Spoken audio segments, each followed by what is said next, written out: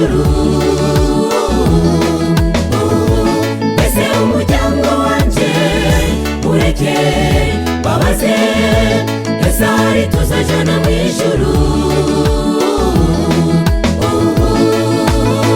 Dore ijuru riri bugufi, muryango wanje muze twitegure.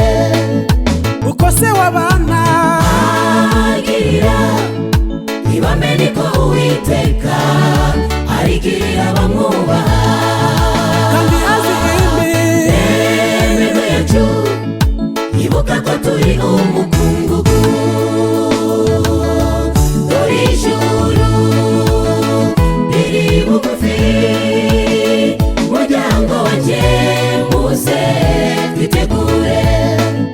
uko se wabana agirira ntibamenye ko Uwiteka arigirira abamwubaha, kandi azi imirimo yacu ibuka ko turi umukungugu.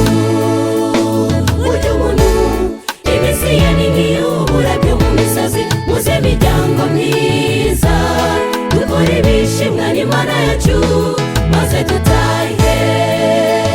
Burya umuntu iminsi ye ni nk'iy'uburabyo mu misozi, muze miryango myiza dukore ibishimwa n'Imana yacu maze dutahe.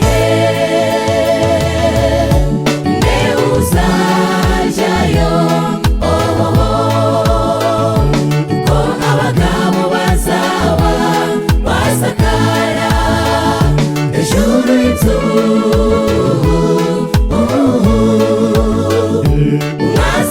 mwazagenda sigundi, ariko nidukorana umwete tuzajyana twese turi hamwe. Nde uzajyayo ko abagabo bazaba basakara hejuru y'inzu,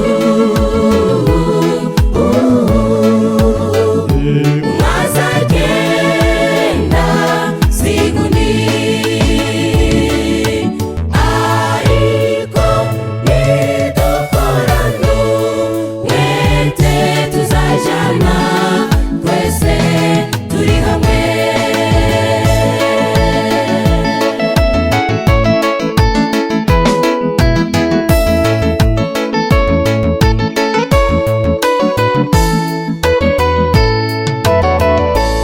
Irangira ry'imbabazi riri ku iherezo, hari uwavuga ngo ntabwo abibona. Irangira ry'imbabazi riri ku iherezo, hari uwavuga ngo ntabwo abibona.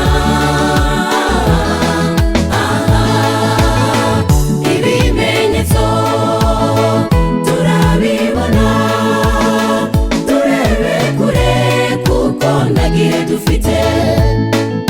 dukwiriye kuba Abanyamuhati umurimo wa Eshadayi, nta gihe cyo gupfusha ubusa.